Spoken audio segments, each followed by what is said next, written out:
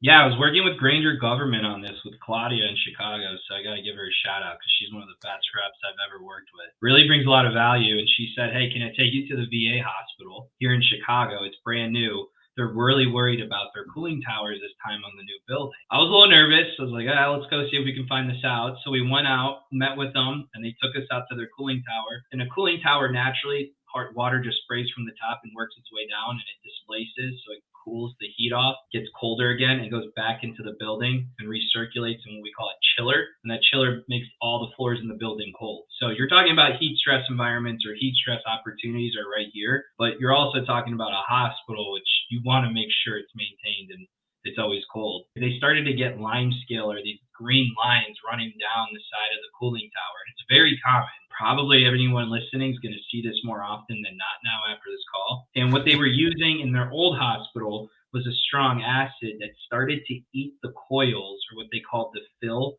behind it. And he said it was getting really nasty and bad. He said, "Man, did that stuff work?" But now we're having to replace equipment and parts costing thousands of dollars.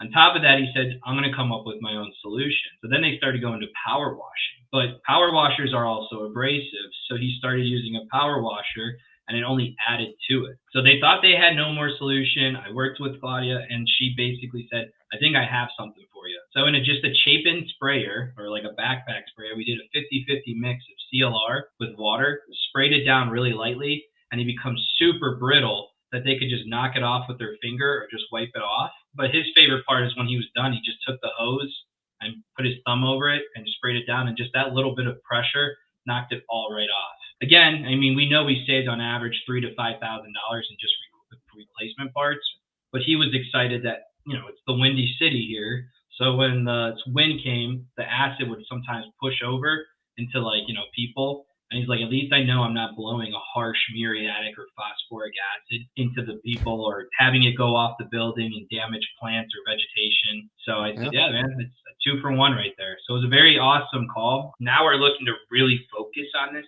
year with Granger because, to your point, James, this is everywhere.